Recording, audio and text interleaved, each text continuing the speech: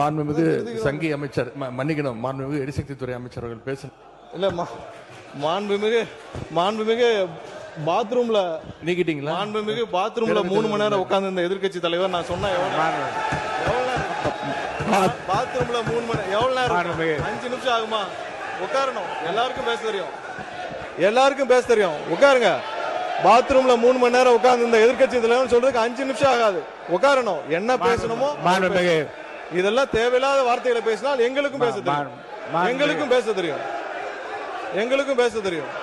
தேவையில்லாத வார்த்தைகளை பேசினால் எங்களுக்கும் பேச தெரியும்.